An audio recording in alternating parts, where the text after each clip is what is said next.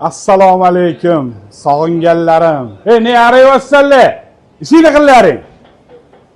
Assalomu alaykum. Opke, bu yoqqa opke mana. Azizlarim, mana go'shtlarni ko'ryapsizlarmi? Sifatligini qaranglar. Mahsulotlarni ko'rsat. Zarxalligini qaranglar buni, voy. Mana sholg'ombichi. Dodalardan so'raylar, nimaga foydaligini, dodalardan, buvilardan so'raylar. Saru sholg'om.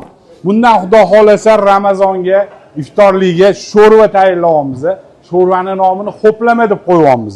Nimagaki mana shu go'shtlarni pishirib, hozir ko'rsataman.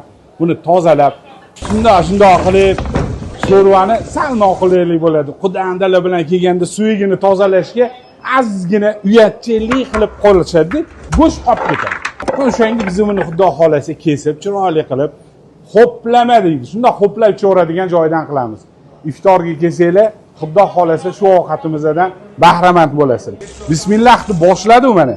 Jaydari mana bu narsalarni ko'rsatgan bu xalqimga nima yesa, nima o'rgangan bo'lsa, sizlarga ham ko'ngildan chiqarib, chin dildan chiqarib tayyorlashga harakat qilamiz.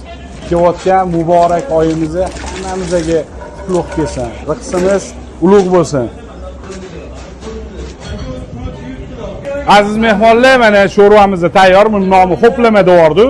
Xo'plab ichadigan sho'rva bo'lgan, lekin bor iftor dasturxonimizda hamisha shunaqasi bo'ladi. Kelib qolasizlar iftorlikka, marhamat.